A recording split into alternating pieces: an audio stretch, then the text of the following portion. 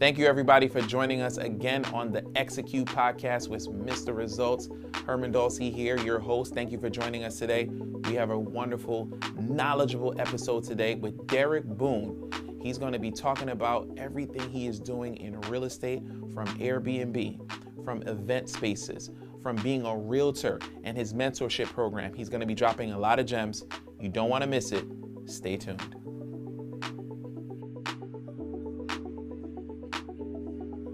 Hello, everybody. Thank you once again for tuning into the Execute podcast.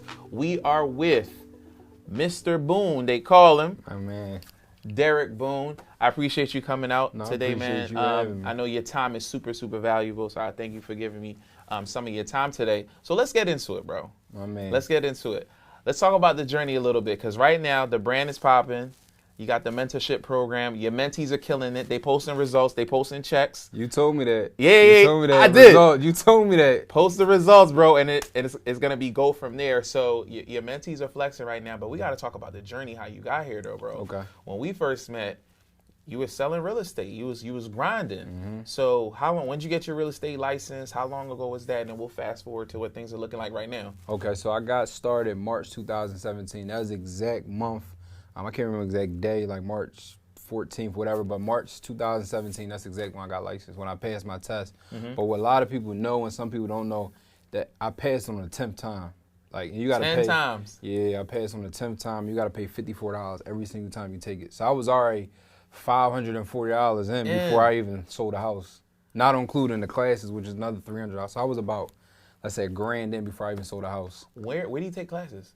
So I went to Temple Real Estate School, and then after Temple, that's when you go to you take a state exam, state and nationwide exam at like a testing center, like an SAT type of center, and then you go and do from there. So score of 1 to 100, like how's it tested? You need to get a 70 to pass? So it go by numbers. So they ask you, the nationwide test is like, don't quote me on like 130 questions. Mm-hmm. The state test is 30 questions. Mm-hmm. The state test is the hard one. Really? So, yeah, because so the nationwide test is more so about like general questions about real estate. State part is more so about laws and specifics. Mm-hmm. But the thing that how they get you is when you're taking the class at Temple, they're talking about, just different types of real estate in general. But when you take the actual SAT test, they're asking you, so, hey, you walking in this house with Herman, you show him the house, and you see a stain in the ceiling, but then it's the owner walks past. Do you say anything? Like, they ask you situational questions that nobody ever talked about in the book or in the class. So it throws you off. So, and then at first, I thought I can just walk in. I'm like, I'm going to walk in past this because I got a good grade in the class. Right. No, it didn't work. I'm going to just take it again. No, it didn't work. I'm going to just take it again. All right, let me study a little bit. I studied a little bit, and it still wasn't clicking, and I just got pissed. And then one of my good friends, which is my mentor, one of my mentors, Anthony, you probably know A. Lee, and he told me, he said, how I got into real estate was I actually I wanted to buy a duplex. I went to his home buying seminar, and he said, you know what, you should, you know a little bit. I said, yeah, I've been reading books and stuff. He said, no, you got the personality. I think you can sell stuff. I said, I've been selling stuff my whole life. He said, no, I really think you should try it. That's how it segued into me actually taking the classes. And I didn't even buy a duplex from him. I ended up doing the classes and stuff, and that's when it segued. And then it's funny because my main goal was I'm going to do this kind of, not to please him, but let me check this off the list. Right. I'm going to sell 1 or 2 houses, and then I'm going to go ahead and go back to the original plan was to buy a property. Like, I wanted to be an investor. That was my main goal. And the first thing is funny because when I first got my license, first joined on the Keller Williams, that's when I had told the person that kind of like, I had like a little mentor there, name is Jasmine, and I said, you know what, I'm going to sell like 2-3 houses, and then I'm getting out of there. She like, all right, you sure? I'm selling like 2-3 houses and get out of there. Fast forward from March to December, I sold 15, and it just was like. You got hooked. I don't want to say got hooked, I was just like, because I still wasn't like so like I liked it, but I was good at it, and it was working. But remember, I sold 15, but you still got more that just didn't go through at the last minute. So I had a lot of deals going on, but just in life, things don't go through. So I might have like another 10 that just terminated because of you might have bought a car the week before. You might have had this. So really I could have sold probably like 25. So I really just started rolling. I just kept it going. Got you. Shout out to Jasmine. Shout out to Anthony. Yeah, they definitely helped me out. They definitely helped me out. It's all about mentorship, man. Save a lot of tuition. Oh yeah. I tell people all the time, right? If you want to go far and you want to go fast, get a mentor. Mm-hmm. Like the only reason why I'm here, where I am today, is simply because before I got into real estate deep, I went to this class mastermind called Boardroom Boss with Nehemiah. Nehemiah Davis, if people don't know. And I paid like $250 or $300, whatever, for like the next level one. It was like $200 for the ticket, pay another $100. You could get some one-on-one time afterwards. So I paid the money, right? And when I tell you, it wasn't nothing about real estate. It just opened my mind to, all right, I need to get serious. I need to get serious. Because I was doing little things before, like I was selling T-shirts. I was doing a lot of different stuff. So I was making like little pocket money. But I said, you know what? I need to really take this to the next level. And it opened my mind to where, like, this is real. Like, entrepreneurship is real. Like, making like, $10,000 a month is real. It's real. And it's crazy because fast forward to mentorship, right? Fast forward to mentorship, I was like, yo, I want you to be my mentor. You help me, make $10,000 a month, right? And I just want to fast forward to that. And that was back 2016, right? And obviously fast forward that, like, just, we always transparent some results. Like last month we did 93,000. So just fast forward, just trying to make things happen. Mentorship is the only reason why that happened. Yeah. Like people think like is hard work you're going to get there regardless with hard work. But when you actually have mentorship, you actually skip a lot of steps. Like a cheat code. Like you ever go to Six Flags and you got the fast pass? Fast pass. You gotta get on the ride regardless. That's the best way I can put it. You pay the fee. You're gonna get there first. Jump. That's so true. So my mentorship program, and I love. It's all about the results. When you get the results, it makes you feel good. I'm like, all right, bet this one's really working. My mentee, I'll be very transparent. My mentorship is 2,000. She DM'd me. It's worth it, by the way. Good. I got 3 or 4 people that is in it, and they won't stop texting me. Yo, you sent me 3 or 4 people? Yeah, and when I tell you, if my phone is over, I would literally show you like, yo, thank you for sending this to me. This was the best thing of my life. That's what's up. Like I could drop names. Like I literally. That's what's up. 3.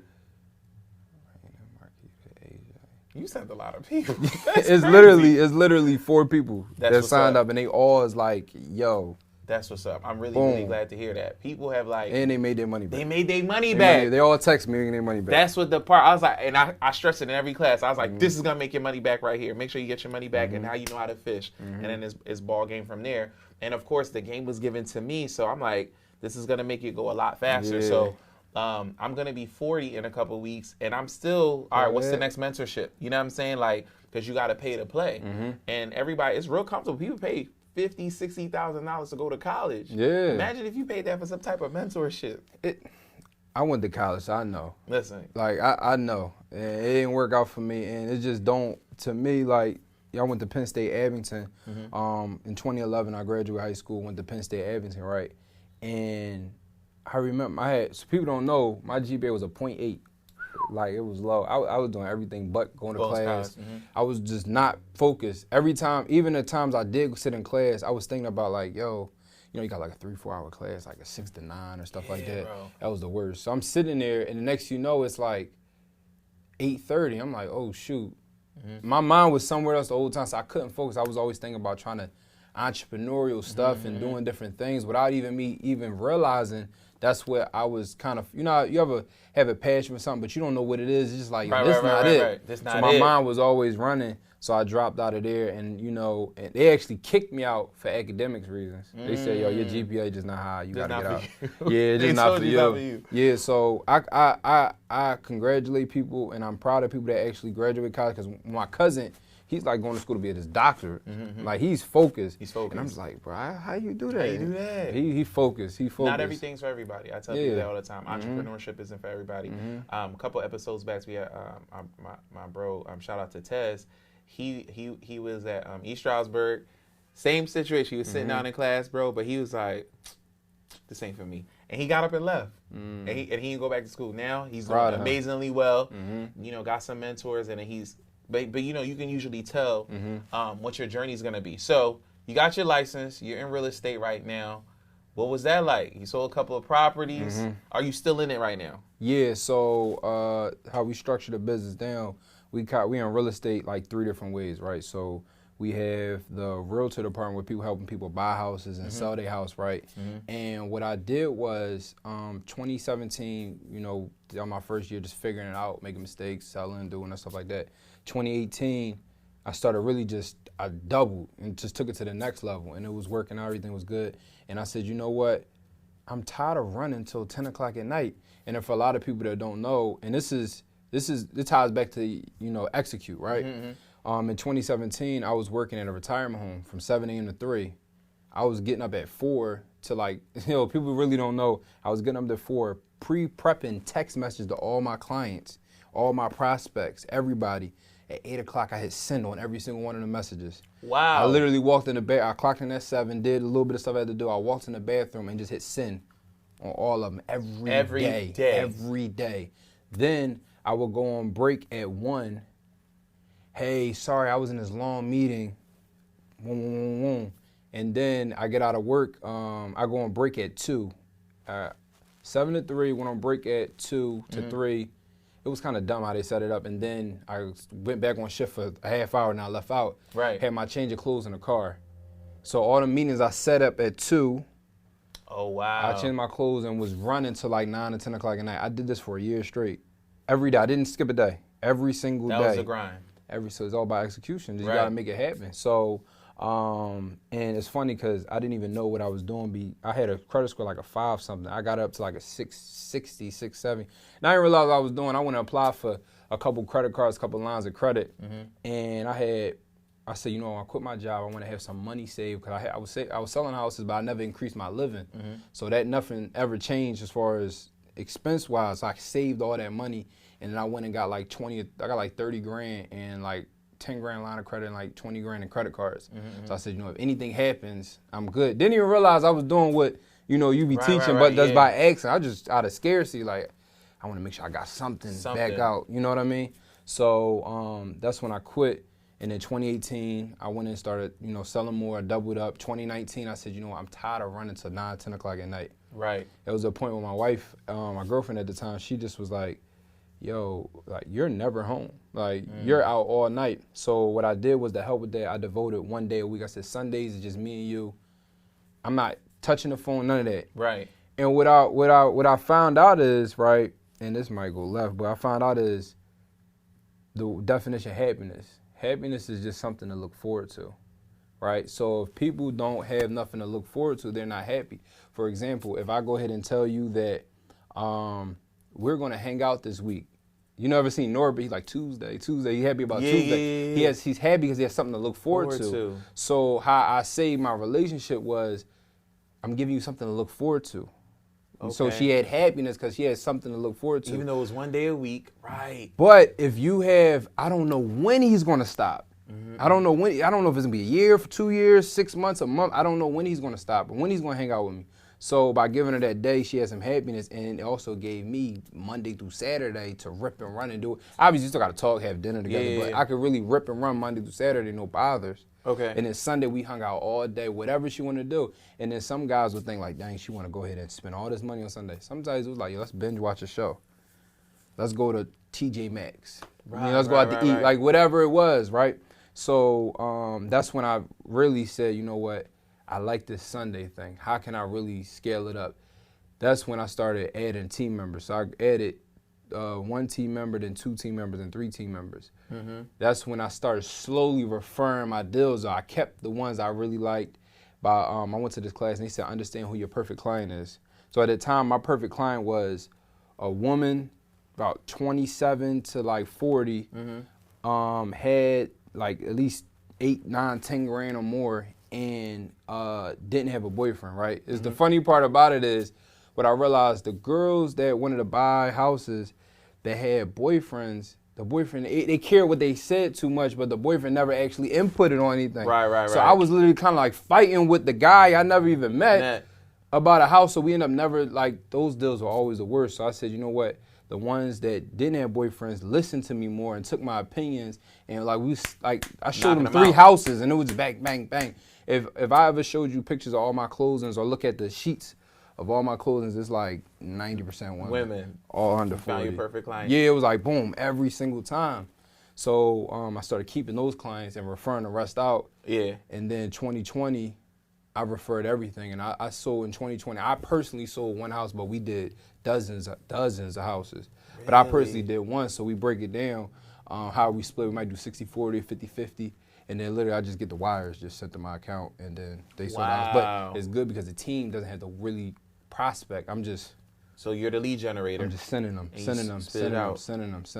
then I just, on my half, my check just come in. And that's how I set it up. And then that's when, around like 2019, that's when I started tapping into like the wholesale stuff, the off-market stuff. And then we selling a couple there. And then 2020, we really kind of ramped it up. Gotcha. And then that's when I really, started working on that. And then that's what we do now. Me personally, right. I got a wholesale team. It's me, and I got a couple VAs, and then I got a guy that I work with, and it's just us. And then the realtor team handles all of that. And then stuff that I like, I keep, run it out and stuff like that. Right. So let's talk about that. Like, how'd you get into the wholesale? Actually, my homie, I met him. My homie Tom, I met him through. He actually came to interview at.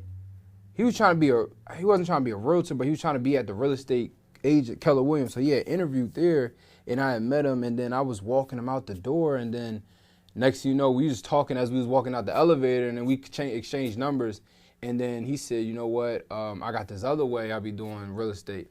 And I knew about it a little bit, but I never really tapped fully into it. Yeah. And then that's when he told me about it, and he showed me a little bit, and that's when I really started tapping into it, and that's how it grew to that.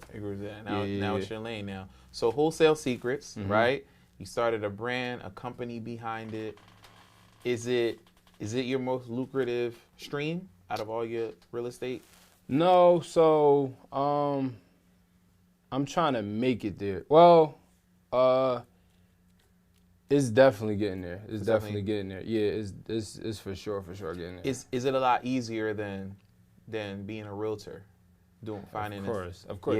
Yeah. Also because I like succeeding through other people. Okay. You know what I mean? So I like succeeding through other people. So what that means is, if you win, I win. Like, I feel good. You close the deal, I feel like I close the deal. So for me, it's a little more passion behind it, and it's money on the front end, and it's passion on the back end, and on the side and the front end and everything. Got you. So I don't mind talking to you about helping you close your deal, right? I was having a problem with arguing with you about a house that your boyfriend might say they don't like because the color paint, like that stuff was bothering me, but that's why I started referring those stuff out. But this is like, I'm really seeing people change lives. Like literally people are calling me like, yo, I just closed this deal. I never even seen this much money in my life. One of my mentees the other day made $13,000. He's like, yo, I never had a check this much in my life. How long did it take you to make the 13? I think it was like 3 months. 3 months. 2 or 3 months, right? When some people are making $2,000 a month, so 2, 4, 6. Yeah. You see what I'm saying? Bro, when I was working my retirement, I was making $23,000 a year. $25,000 a year, something like that. And it's 60 days, you get a $13,000 check. That's crazy. See, that's just one deal. You get people text you stuff like that. Sometimes people call me crying. So you seeing stuff like that, it's not even about the money, right? It's not even about the money. Impact.